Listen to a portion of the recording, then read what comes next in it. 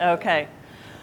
All right, kids, so we've been working on twists, and you've asked me how to make them larger and longer. So one of the ways to do that is to use a larger rod, more glass. So this morning I cut a couple chunks of 13 millimeter Moretti, and I have them in the kiln, and I'm going to pick them up and make a big, long, fat twist. It's a simple one. If I can get my torch to light, I will.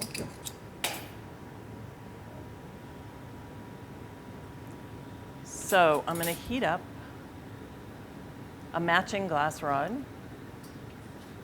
And Miss Dory's going to open the kiln for me. And I'm going to reach in and pick up a chunk of glass.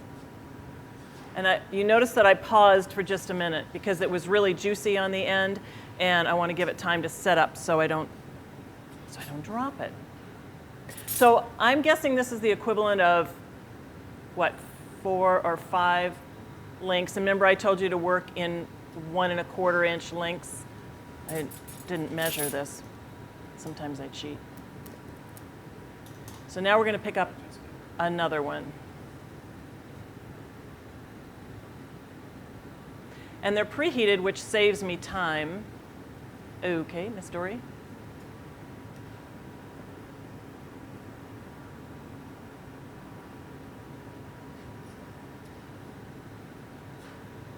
And our goal is to make one of the twists, one of the disc beads that you see on the table.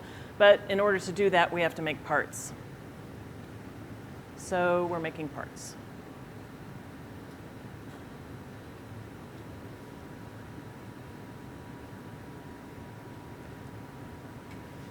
I don't have to spend too much time heating those because they're already up to about not quite 1,000.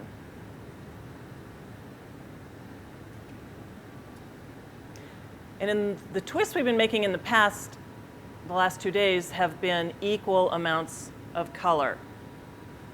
And this is not going to be equal amounts of color.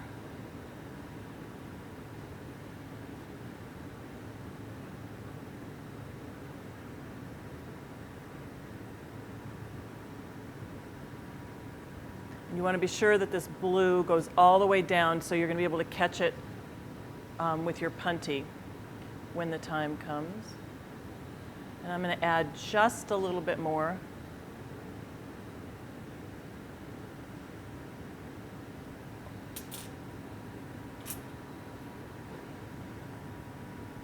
I'm going to heat this end and make it flat.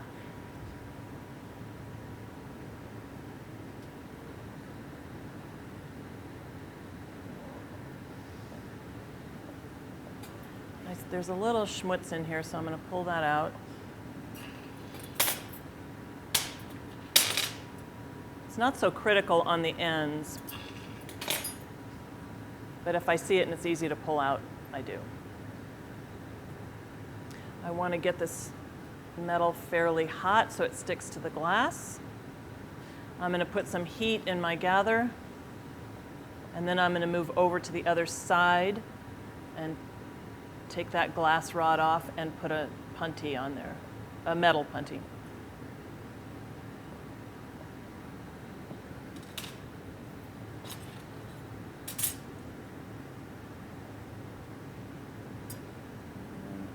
Schmutz.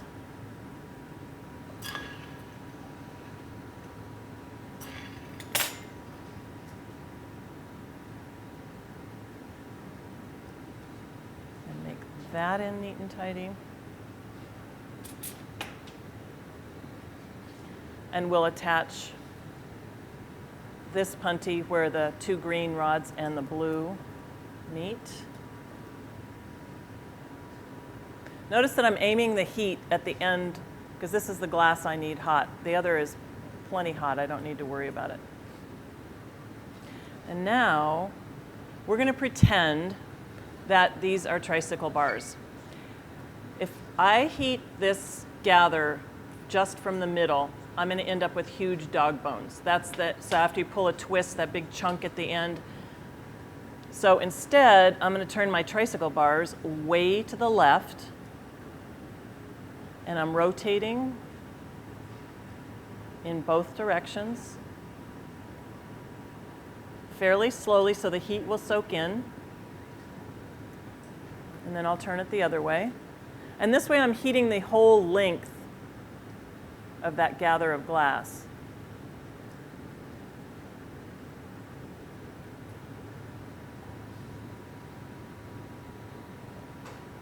You kids are so quiet.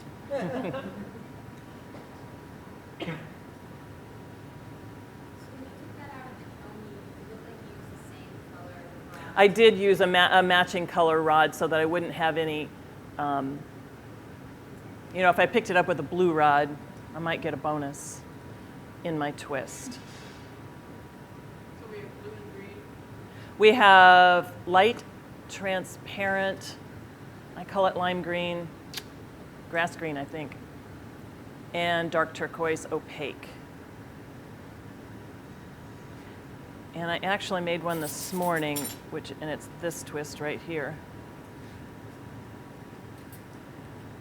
I think you're just heating from the edge, you're not heating the center at all. Just The center pretty much heats on its own. My goal is to get this in a football shape. So when I have it in a football shape, then that's where the volume of my glass is, so that's where I'll apply more heat. Because the goal is, if I'm going to spend all this time heating this twist, I want to get as much usable out of it as I can. And I can only, because of the way the discs are made, I can only use the part of the twist that is of equal diameter all the way down. And the ends are always fatter than the middle. But my goal is a perfectly straight and Pushing it together to get it to shrink like that. I'm pushing it a little tiny bit. Are you tugging as well? I will, but not yet. So I'm going to take it out. I'm going to let it settle down. Yep, I'm tugging. The heat's all moving around in there, evening itself out, and then I'll go back and do it again.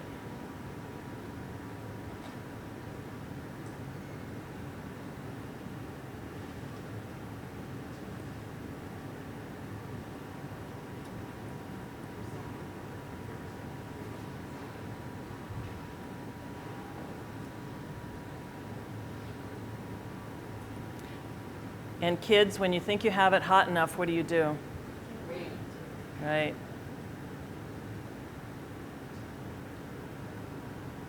And because we have a lot more volume of glass, we have, it takes longer to heat, but B, we have more time to let the skin chill, which is what we're going to do once it's hot enough. So you're going to heat it up, and then you're going to cool it down. Not sure that makes sense, but that's what we're going to do.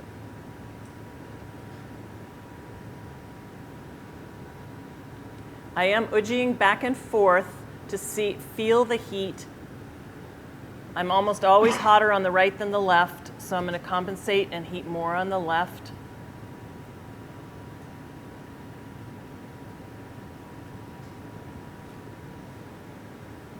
And I'm still going back and forth.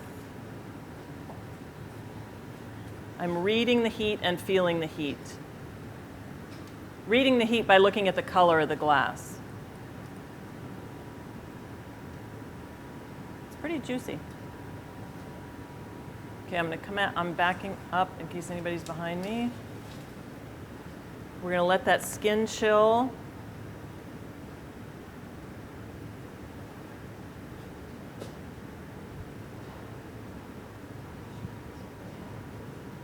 Start to twist.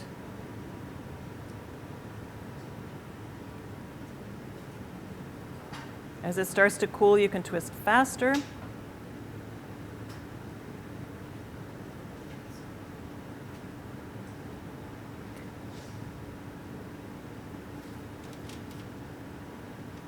Once it's done, don't force it. Hold it straight. And rest and rest and rest and rest. Turn off your torch so you don't put your hand through it. I dip the tweezers in the water and pinch them together and let the water it'll just shock it and it will pop off.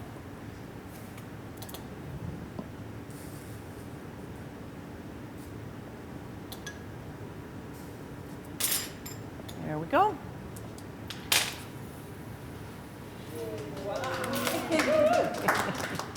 Oh, you guys are so cute. Okay, next on our list, because the discs have, I don't know which way you can see this, it's a combination of layering the twists and the stringer, and the stringers are all cased with a transparent so that the color doesn't bleed when I lay it on. Because you know how that green, we talked about the green that goes out when you case it? The same thing happens on the disc. So we're going to make a stringer.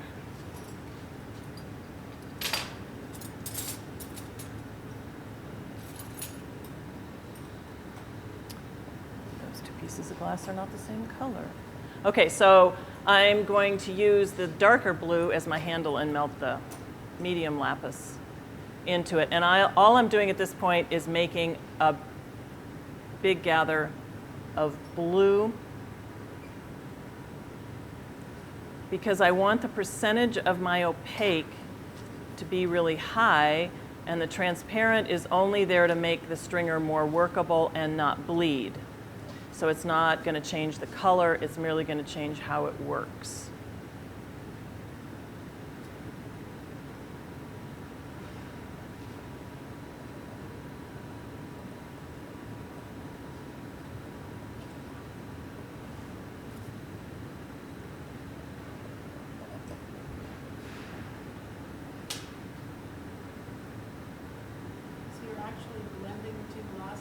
No, actually I'm not. I'm not going to use any of that dark blue. I'm heating, remember when we were making a gather at the very beginning and we're heating behind the gather? That's pretty much what I'm doing, and just pushing it gently to build volume. And theoretically not trap any air.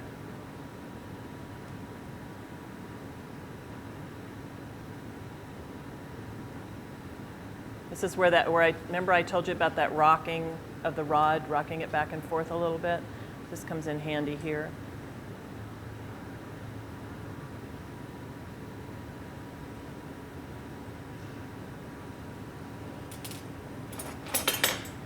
And now we want to make this into a nice, neat, and tidy cylinder.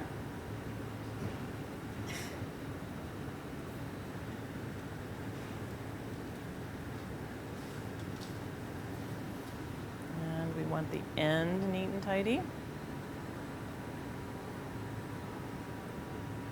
And then we're going to case it with cobalt blue. I case them, generally speaking, I case with a matching color.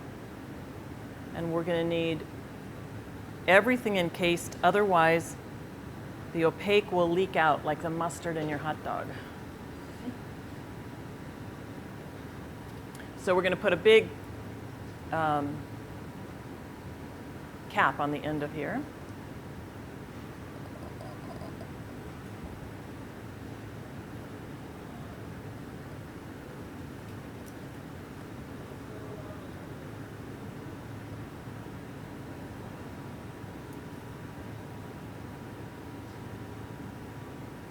And then we're going to hold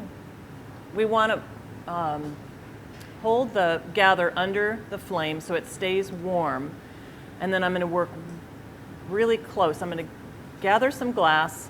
I'm going to start at the top and push down quickly so that I have a thin layer of transparent. And I want each stroke to butt up against the previous one.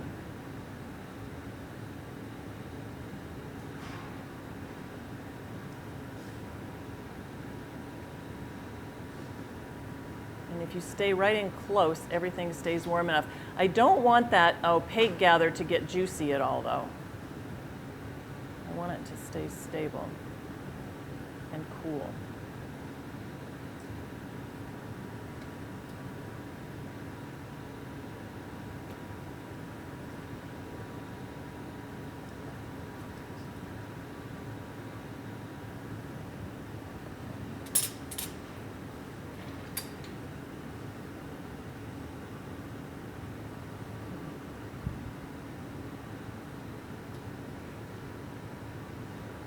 And I could use a glass punty, it would work just fine.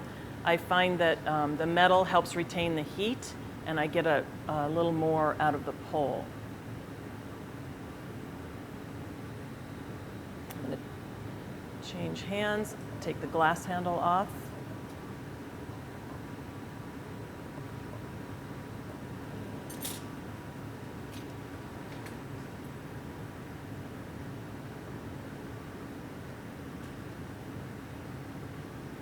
Put some heat in the back side, and now I can either press this in or pull the extra glass off.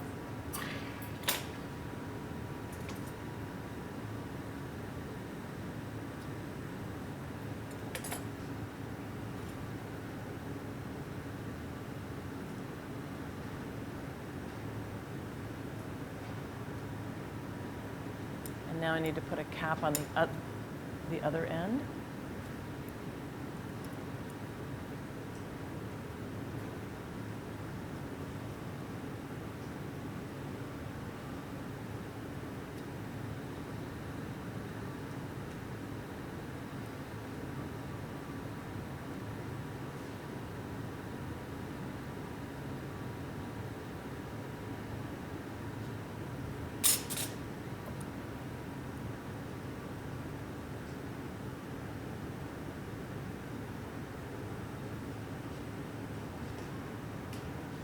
So I'm doing a combination of things. I'm heating the punty so it stays warm. I'm heating the entire gather, and I'm heating that edge of transparent, and I'm going to roll it over.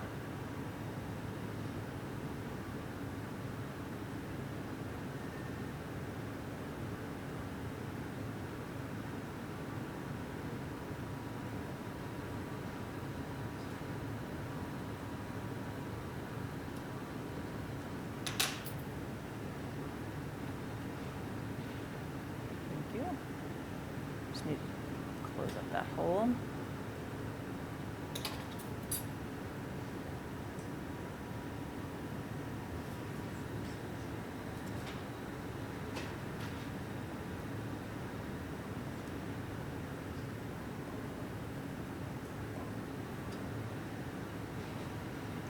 And we're back to holding our tricycle bars again. What happens if you do your tricycle like that? Or like that? What's that? You go in a ditch, yes, exactly. So try to keep this parallel with the earth.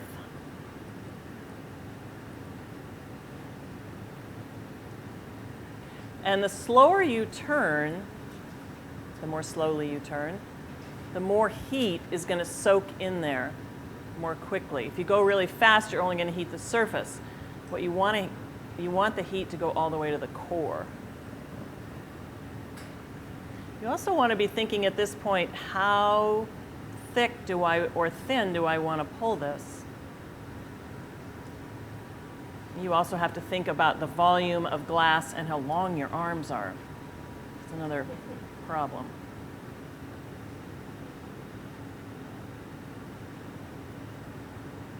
So I'm edging it back and forth a little bit to feel the heat.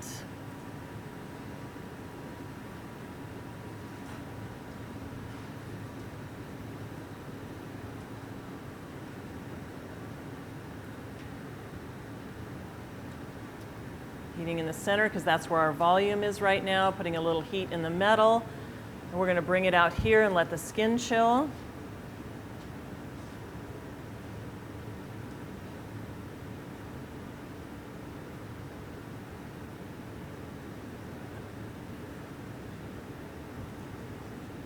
Pull slowly. As it gets cooler, then you may have to put a little more pressure on it. The other thing is if you turn your hands to go out and overhand, you can get a little longer pull.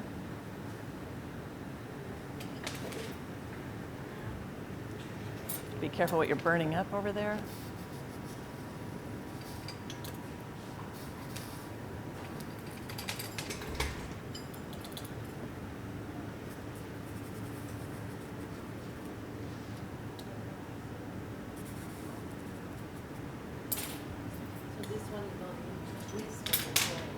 I did when I was first letting it chill, and when I was initially pulling it, I was rolling because the glass was still really juicy. But as the glass gets stiffer, then I don't roll so much, and I'm not twisting. If you twist, will the okay come through the transverse? No, no, because I've sealed it all up. And I like to pick these up by the ends so that I'm not accidentally thermal shocking that twist, because I always worry that when I'm applying the twist, if it's a little shocky there, then it'll pop while I'm applying it, which is not a good thing. Okay, so we've been working really hard on building a gather, touching it to the front of our mandrel, and turning it around to make the bead. Now we're going to use a bigger hole mandrel. So it continues to be critical because I do want a nice pucker even on these discs. So that initial wrap is going to have to be really nice and thin.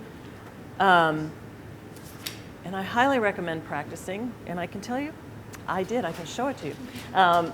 The other trick is when you're working on these big hole mandrels, they're longer. So you have more than one shot.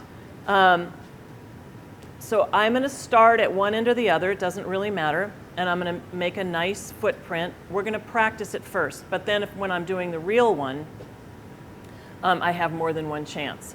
But how do I know if I start here that when I come all the way around, I'm going to meet on the other side? I try to reference the end of the mandrel. So I'm watching where I'm laying the glass down and the end of the mandrel. So there's kind of a unit of whether it's a ½ inch, a ¼ inch, but you're thinking about that as you come around. So we're going to practice one of those. My suggestion is to practice that with transparent. I have the mandrels warming up in the kiln because it's a lot of metal and it's a heat sink. So it just, again, saves me a little bit of time.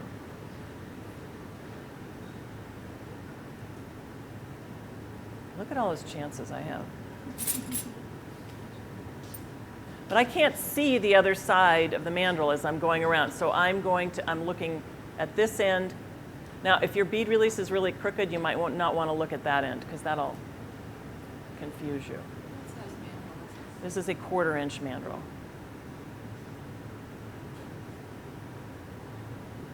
So we're going to make our gather of glass. We're going to bring it out and let it settle down. We're going to touch it at 3 o'clock. We're going to stretch that glass out. Slowly moving back into the fire. Give it a little gush where it meets. And there you have it. Bob's your uncle, as my friend would say.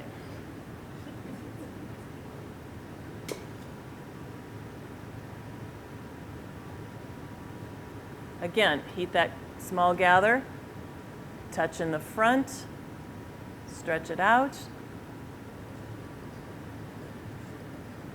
move back into the flame as you need to because you're watching that heat.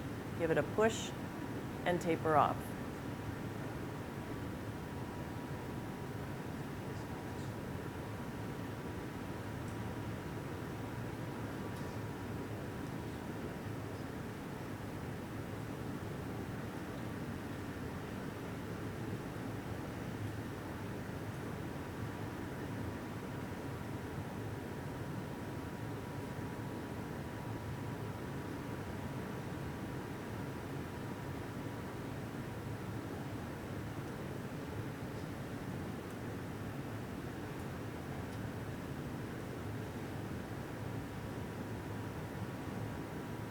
And you're always rotating, right? Okay, I think we're good. So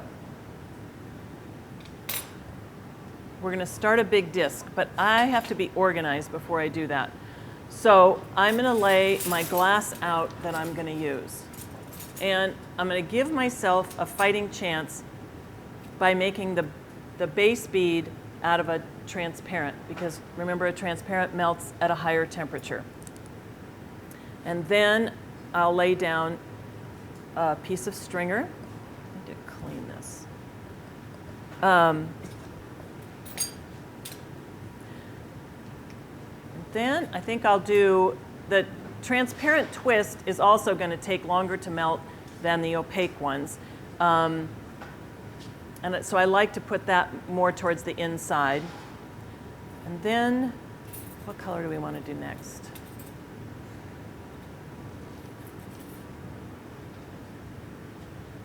The other thing I'm looking at while I'm making these choices is this the same diameter all the way around? And it's not. There's a chunk here. And that's going to make a big bump in my disc. So we get rid of that. And we turn this the way that we know that we looked at it. And it's still bugging me.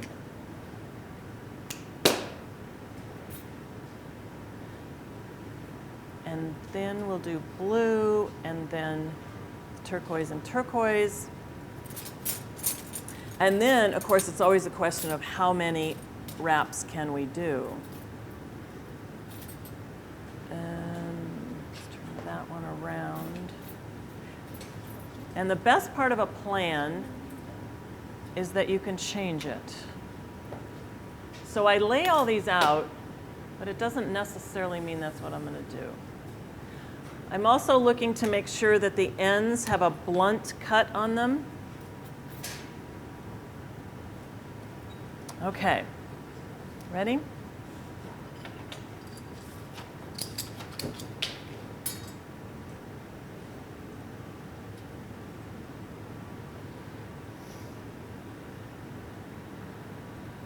Okay, thank you.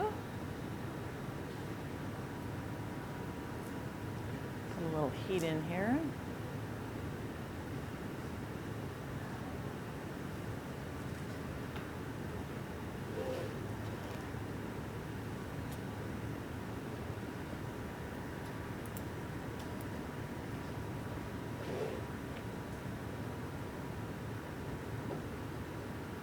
Where am I going to touch down, you guys? Good job. What size is that, man? Bigger than the last one? I don't know. I'm going to, maybe a ½ inch, I'm not sure.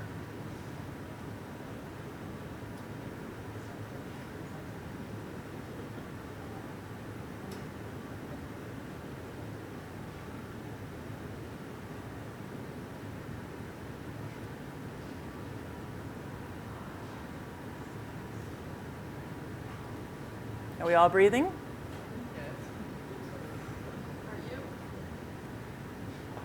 So you kind of walk it around rather than just touch down it. That's all you got it. You can do it. There are other ways to apply it. This just seems to work for me.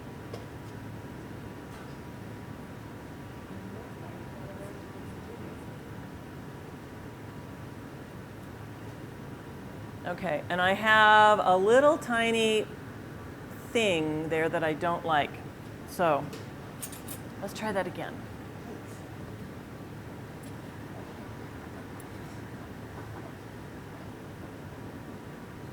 You're going to put all this work into this bead. You want it's just like, remember I talked to you about your bead release and making it really nice? Make everything nice. And you think, oh, it'll be okay. I'll cover it up and fix it up.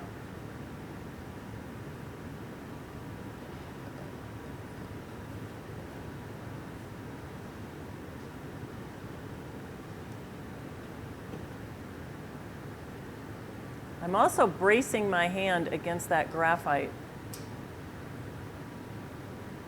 Both of my arms are braced when I do this.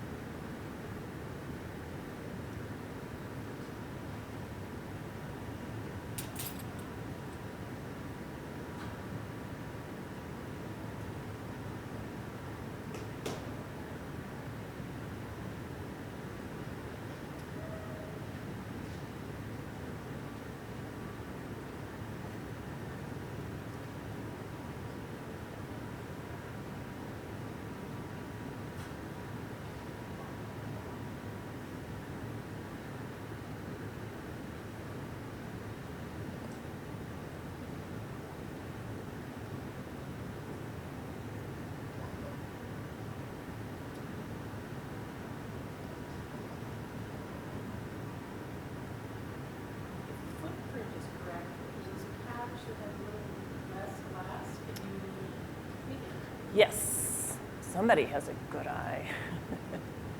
That spot right there. Yes, and if I'm gonna patch something, I'm gonna turn the mandrel so I can see what I'm doing, and I'm just gonna.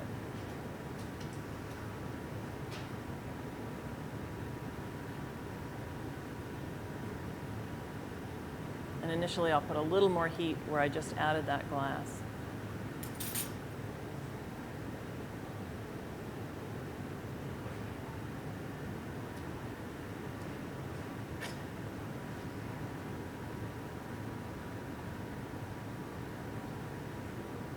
Your brain tells you to use your tool, and your hand does, you want to, but it's, generally speaking, I want you to leave it alone. I want to leave it alone.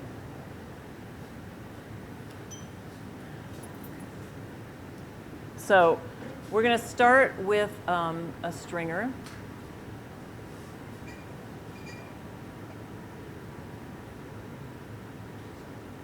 Remember how I talked about feeling when you're marvering? That was like just barely touching the marver and spinning it around. I want this to have a nice straight blunt end.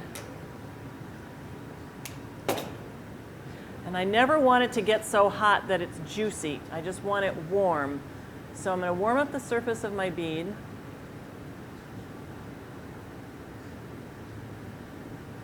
I'm bringing the stringer in from the side. I'm going to touch down without having that glass ball up. Sometimes I work from the top of the stringer. Now I'm under the flame rather than next to it.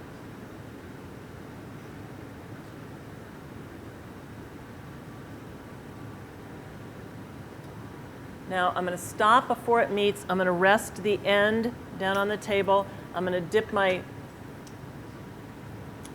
tile nippers in the water, shake off the water, and snip. I'm going to go back and heat that stringer so it doesn't fall off.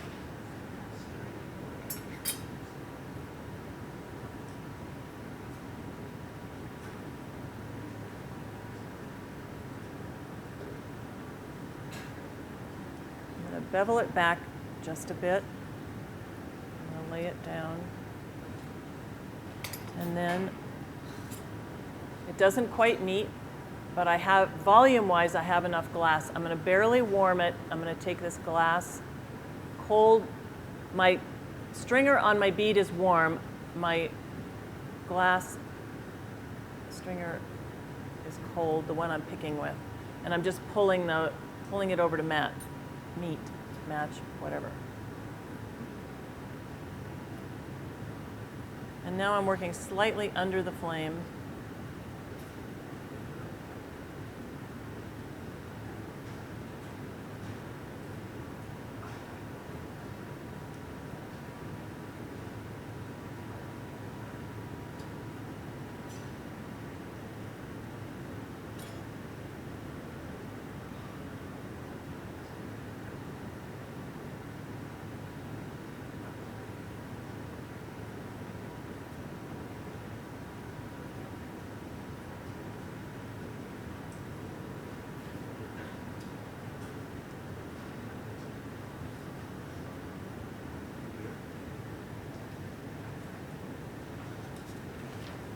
Okay.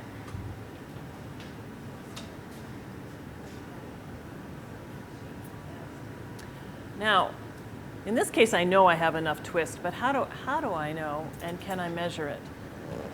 If I'm not sure, I can take my magic little pie tool, and I can check the diameter of this bead. And that's how much twist I need. I used to use that all the time, but now I can pretty much judge what I need. Now I'm bringing this twist in.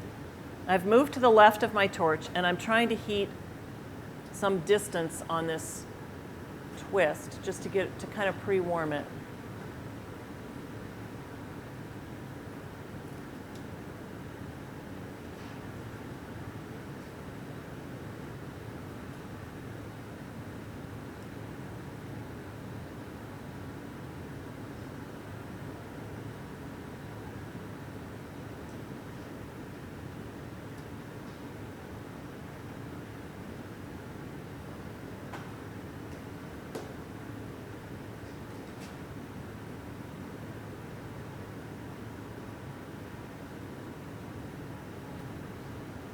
slow motion glass, isn't it?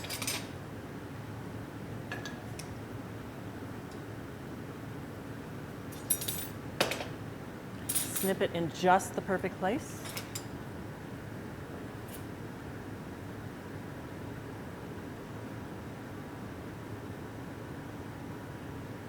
Straighten it up.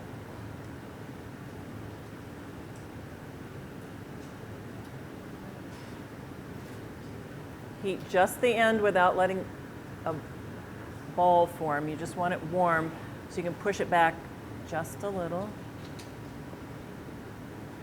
You see? I'll do it again.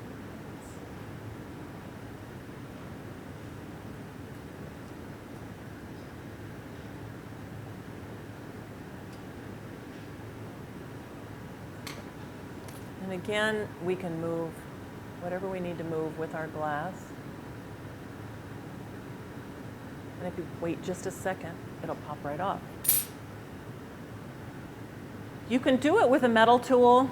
I don't, because I don't want to get a metal tool stuck in my piece. So now the glass that I need to melt is on the outside edge. So I can rest my mandrel on my graphite. I'm working on the left side of the flame.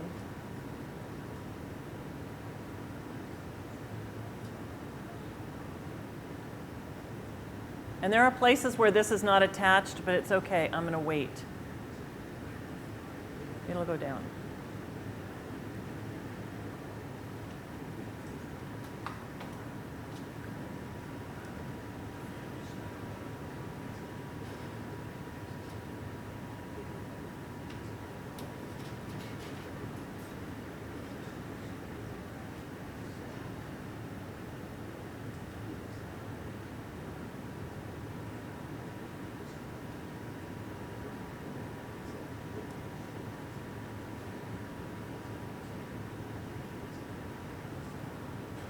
Let it settle down a little bit. Go back in. Are you guys twitching? Do you want to touch it? Do you want me? It would go faster if I would just touch it, right? Yes. Wrong. Have that nice tool. Use it. But every time I touch this with a tool, it takes out a majority of the, not a majority, it takes out a lot of the heat. So then it's going to, not that I'm in a hurry, but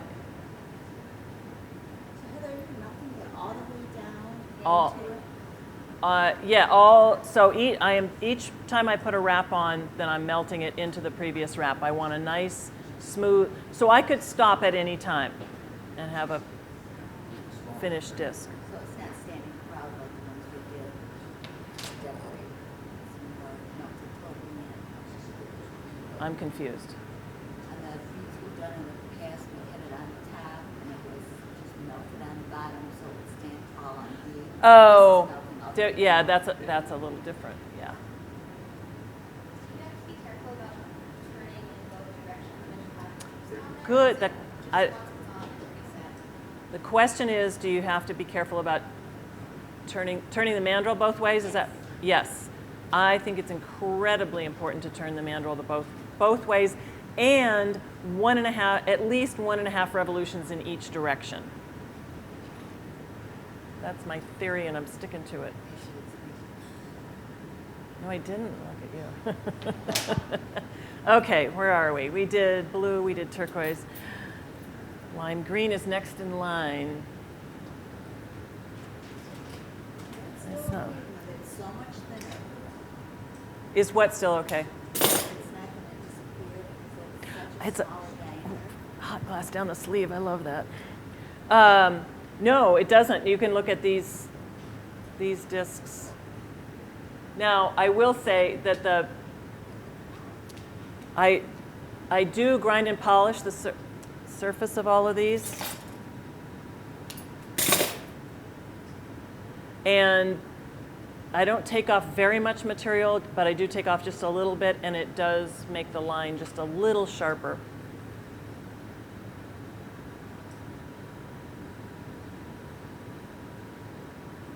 Again, you don't want this stringer to get juicy.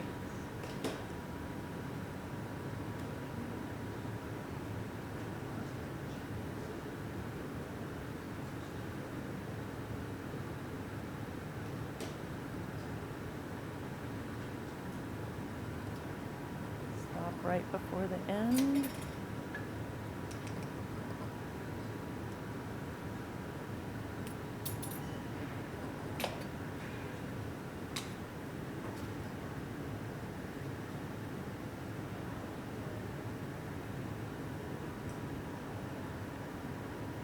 Sometimes that little guy likes to fall down, so you kind of have to lift him up to bevel him back. What happens is, I don't know if you can see it, so this end sometimes gets pulled back a little bit, so then if I bevel this one back, then the two come together, and with any luck, it's a perfect match.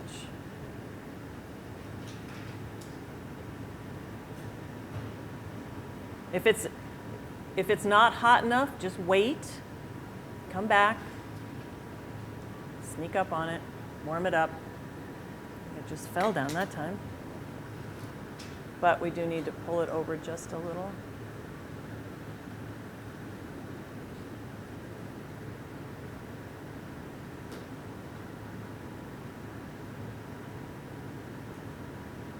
Wait.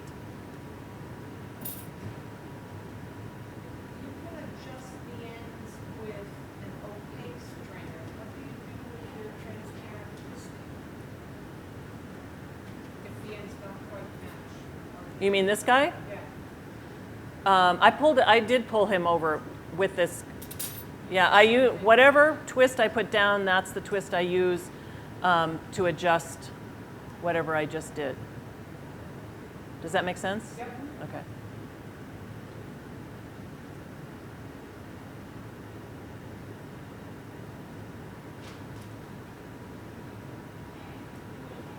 You always wait and let it catch itself, kind of move it off, break it off. The Go back in the flame. I don't go. No, I definitely don't put it back in the flame because that will fuse it on there. And if I just wait, it'll just come right off.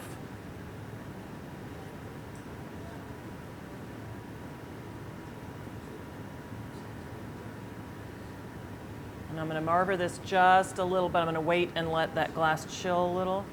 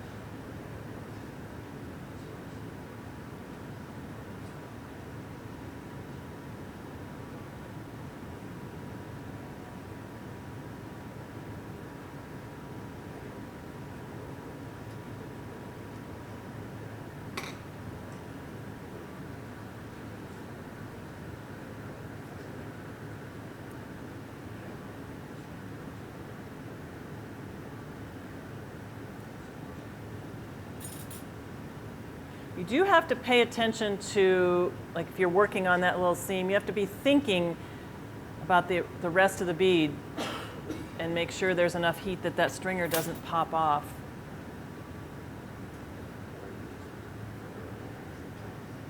Because then you'll say a bad word. Somebody says Roush makes it look so easy. You've got people from Minnesota, Kentucky, Washington State, Oregon, recording, watching. All the people from California are still asleep.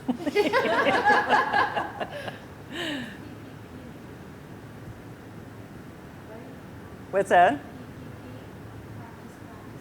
Practice, Practice, practice, practice, yes. The thing from Canada? No one was telling me. I bet there are. I'll ask. Do any of them have questions? I love questions. Anna Lindsay says hi, Heather. Oh. Olivia, class, Iowa, Ohio. Tell Ann I said hello. She just took beautiful pictures at bead camp in Florida for me. And someone says, oh, Canadian. I said, any Canadian? She said, yes, can you adopt me? Who's doing the adopting? Hey, that was my question. Okay, and sometimes you just kind of have to take a deep breath and think about this. You can drop your shoulders, you have to breathe a little bit. Always keep the bead warm. I'm always keeping the bead warm, keeping the mandrel warm.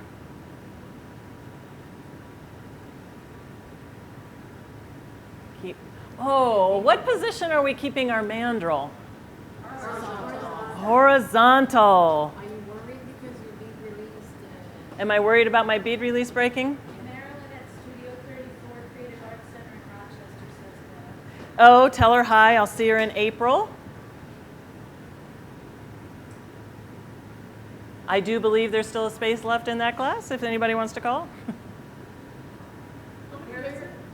Rochester at Studio 34. How many layers of I'd have to stop and count, but I can do that in a minute. So, No, but I meant how many do you think is a maximum?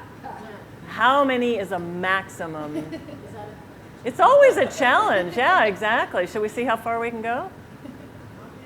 Yeah, I can tell you that the 12, 14 layer ones do not happen every day. What are we at now? 6? 7 examples. I can't count right this second, but I will.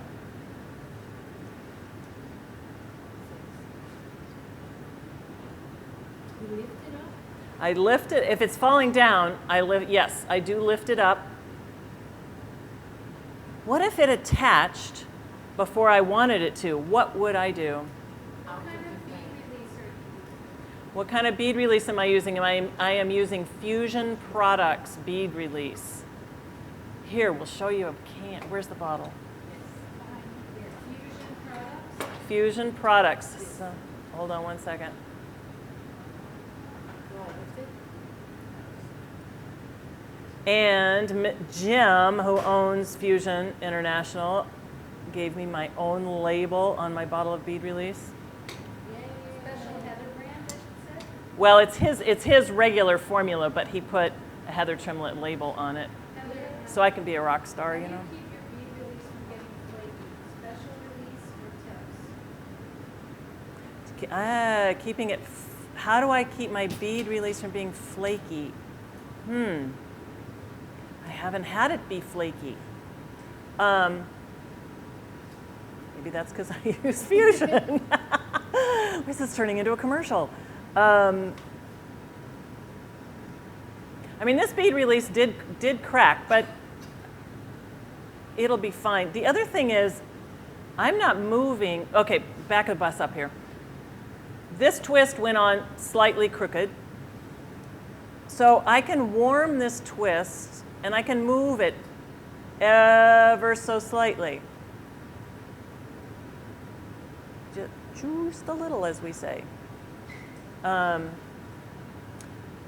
if I haven't been maneuvering this glass very much at all, so I'm not putting pressure on the bead release. This bead release does not like to be hot and cold and hot and cold and hot and cold. And any bead release that you start tugging on is not going to be happy. Question was if the stringer goes down before you walk. Oh, if the stringer goes down before we want it to. There, behind me there is a pair of diagonal cutters. Ah, yeah. One of my students gave me this tip. And you can just snip it with these. Instead of using, when it's cold, instead of using the big giant tile nippers, Marshall suggested today that Craig should come up with a less heavy pair of tile nippers, and I think that's a brilliant idea. A girly tool. Hey, us girls buy a lot of tools, so love tools.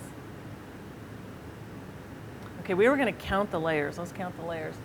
Well, oh, we should be able to count 6. 1, 2, 3, 4, 5, 6. Okay. I think.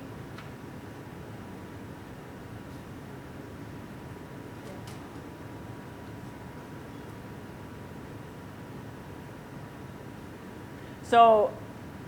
Is somebody saying San Diego, Carol, Gosling? Oh. Someone else is saying if you make smaller nippers like the heavy ones, they're called side dikes. Side dikes? S-I-D-E-S. I don't know, huh? And Peggy from Beat Camp says she made a good hollow yesterday. Oh, good. I think I know what the side dikes are. They're jeweler's nippers, and the cutter is off to the side, and it worked really well. I'll show you, I've got some at the house. Excellent. This is why I like teaching. My students are all so smart, and they teach me all kinds of things. If it's not perfectly round, what you gonna do? If it's not perfectly round, I'm kind of toast, if you want the God's honest truth. Can you press it? Well, so if I press it, so this is, remember I said there were only 3 answers to all of your bead making questions? Heat, volume, and gravity. So if that's you're absolutely right, it's a volume answer. So if I push down on a high spot, that volume is going to go, it has to go somewhere, so it's going to go wide. So that's why it's critical that these twists are the same diameter all the way down. Yeah. It's a practice thing, and I don't suggest you practice making one like this. I suggest you practice making one wrap, one transparent wrap, and put one twist on it. And do that a few times, quite a few times. Okay, what color are we putting on here next? Last one is a turquoise and turquoise twist. And of course, our glass is all lined up in order, so we should know what we're putting on here next. But we can change our mind. I want a dark turquoise is what I want. There it is. The process of choosing the color, you can see, is highly scientific. What do you usually put on the top layer? A twist or a paper?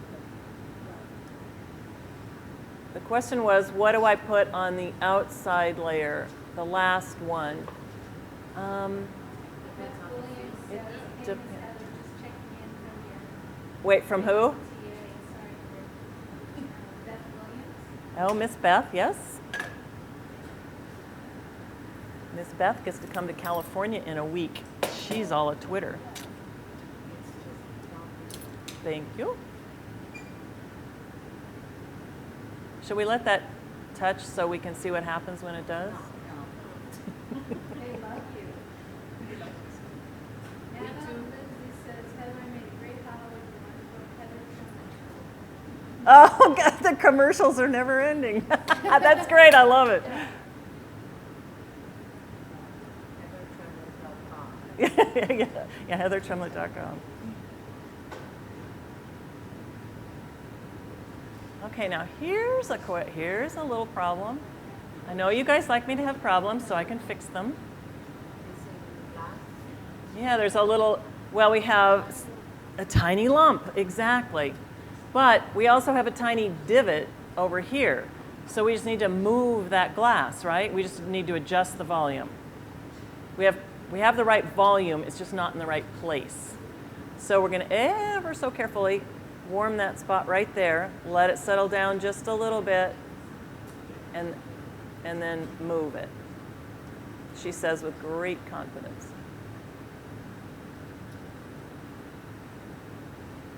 You just want to move it. You're just moving the volume. That's all you're doing. And it's a really subtle move. And then we'll heat it up and take a look at it and see where we are. Ooh, messy.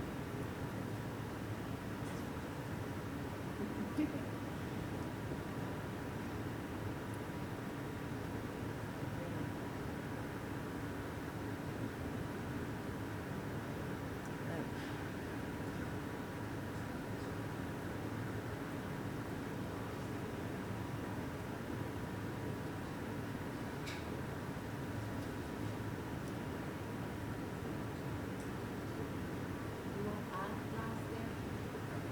No, because it's a cased stringer, so I can't just add volume. If I add transparent, it's going to show. If I add opaque, it's going to bleed. Or the same stringer? The same stringer, so then what happens is you have, so if I put this, where's another turbo? Same color. If I put this on top of this, where those two meet, I now have 2 layers of transparent, right? What's And the it, Heather Trimlett tool? Heather Trimlett has lots of tools.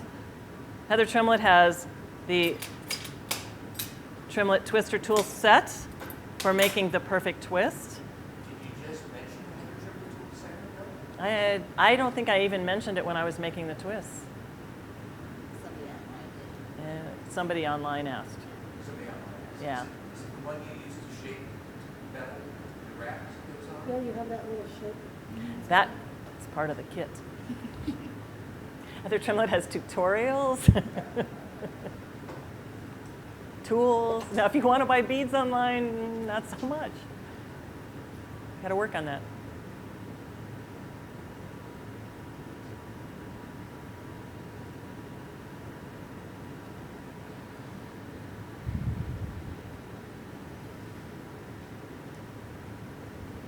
Someone says, I didn't know that tutorials. Oh my. Just a click away. I'm gonna add it for you, I guess. Okay, how are we on time so that I know whether we're, are we done? We're done. We're done? Yay!